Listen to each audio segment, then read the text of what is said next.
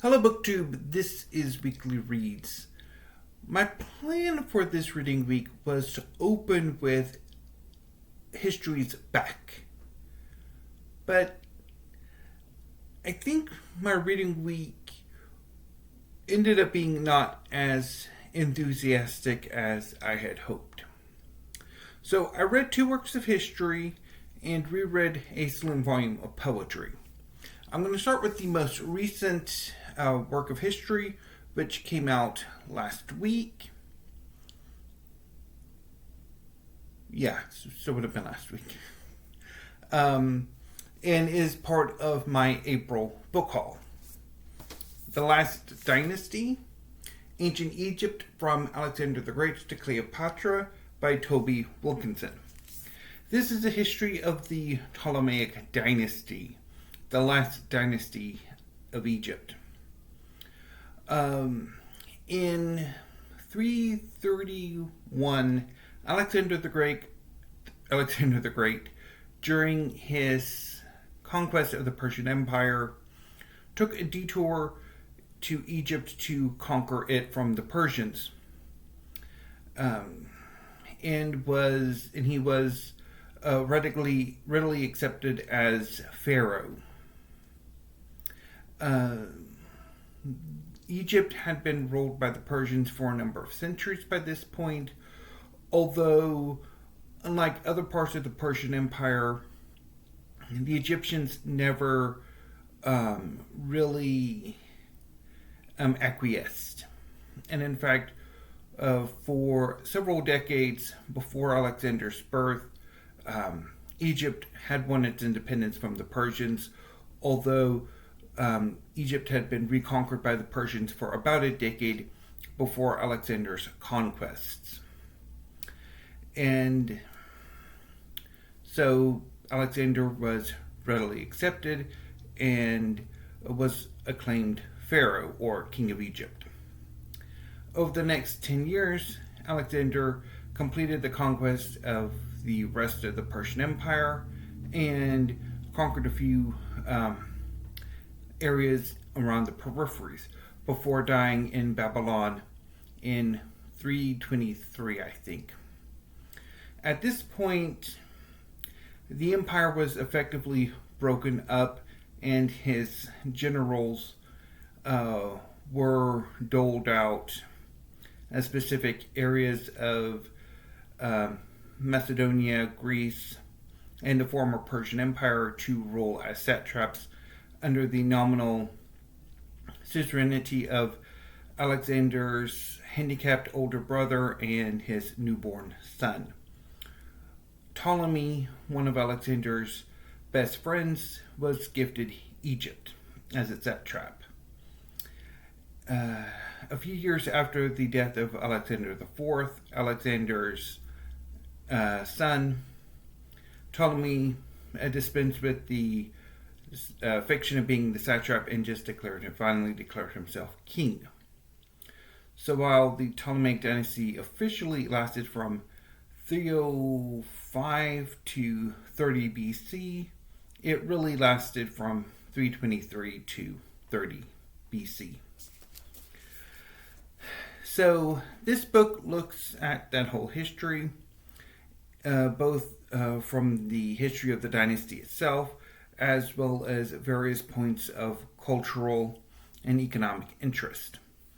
How Alexandria, the city that Alexander founded, became a center of learning during the early parts of this period, how Native Egyptians sort of accepted the Ptolemies as pharaoh, how the Ptolemies sort of performed the duties of a traditional pharaoh or Egyptian king, how they performed for the Greek immigrant population, how the native Egyptians and the Greek immigrants sort of navigated relations, how the Ptolemies ultimately had to juggle not just their responsibilities to the native Egyptians and to the citizens of Alexandria, but also ultimately the Roman Empire.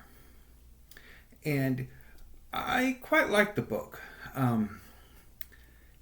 I liked it quite a bit. I didn't necessarily love it. It didn't give me that wow factor. But it was really good and is Wilkinson's best book in quite a while. So, yeah, rather liked it. The next book came out late last year and is also part of my forthcoming April book haul, and that is The Power and the Glory, Life in the English Country House Before the Great War by Adrian Tinniswood. So this is a history of great country houses in the late Victorian and Edwardian and early Georgian periods. And this book is it's a mixed bag for me. There are parts of the book that are really interesting, and I think the later chapters are really strong, but the earlier chapters are a bit too repetitious in a way. Even though they are different subjects, it's basically the same basic premise of wealthy individual, whether they are landed aristocracy or nouveau riche or exiled Maharaja, looking to either buy a country estate or to expand a country estate or to build a new one, and the various architects that they hire. So that kind of got a bit tiresome, and I really wasn't all that enthusiastic about the chapter on technology, which is magicians. But with the 14th chapter, Going to Blazes, which is about country house fires, the book really starts to pick up from there. So this one is a mixed bag. Overall, I liked it, but I think Tennyson's earlier Noble Ambitions is much better because there's a more centered sort of narrative concern. The fate of the country house post-World War II. Anyway, so I read The Power and the Glory from Tuesday to today. And I had enough time after I finished The Power and the Glory to reread a slim volume of poetry, Pocket Universe by Nancy Reddy. This is a collection that looks at motherhood and postpartum depression, as well as realizing that being the mother of two boys and that sort of thing. It's really good. I quite enjoyed it. So that brings me to what I will be reading tomorrow and for the rest of April. So tomorrow I will be reading 6 more volumes of Bleach by Tite Kubo, starting with volume 55.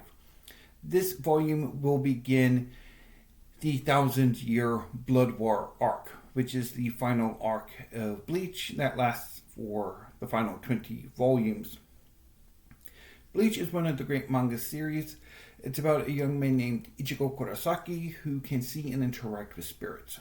One day he meets a young woman named Rukia Kuchiki, who is a Shinigami, a Soul Reaper, whose duty it is to transition the newly departed to the Soul Society and to purify fallen, corrupted spirits called Hollows, who have lingered in the world of the living for too long.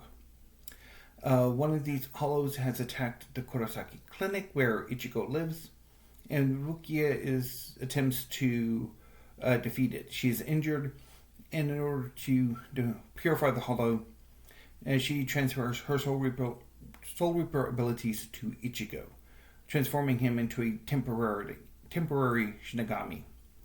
However, when Rukia tries to reclaim her powers, she can't, and Ichigo has to basically act in her stead as the Shinigami assigned to his hometown of Karakura Town.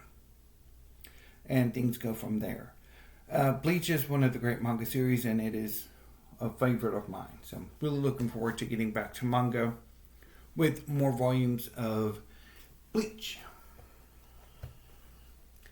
From there, I'm not entirely sure what I'm going to do.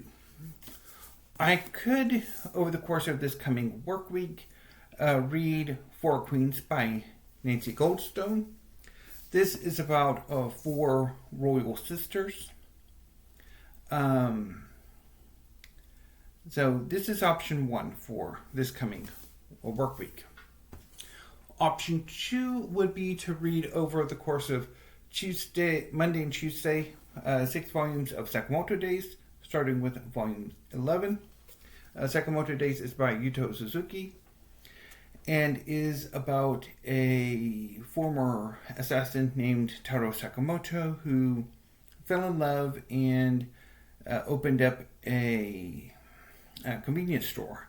However, the assassination business has not forgotten him. And slowly, Sakamoto is drawn back into the assassination business. And then on Wednesday and Thursday, I can read 6 more volumes of Twin Star Exorcists by Yoshiaki Sukeno, starting with volume 10. Twin Star Exorcists is about 2 prodigy exorcists, Rokuro and Benio.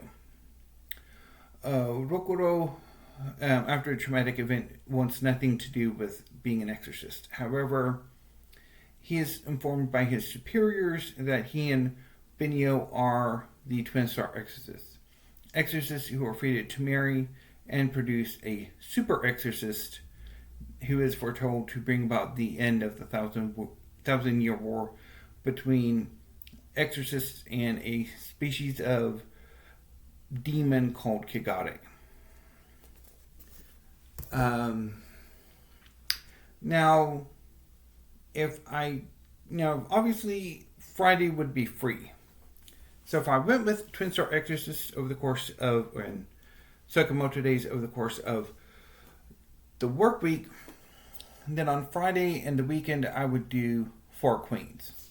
If I decide to do 4 Queens over the course of the work week, then Saturday and Sunday I would be doing Sakamoto Days and Twin Star Exorcists. And then I think for the last 3 days, Monday, Tuesday, Wednesday of April, I will probably read 3 omnibus volumes of One Piece by Eiichiro Oda, which would be from 25 through 33, if I'm not mistaken. Should be there. So One Piece is a long-running manga series. It's one of the most popular manga series. It's about a young man named Monkey D. Luffy who wants to become king of the pirates. And he goes on a number of adventures with his crew seeking the One Piece, a fabled treasure that confers upon its discoverer the title of King of the Pirates. Another option for the last few days of April may be to read some of the poetry that I'm going to be getting in the next few days. So we shall see. There's still some time to adjust my reading plans for the final few days of April. So, into BookTube, until I see you on Monday, thank you, have a great rest of your weekend, and stay safe.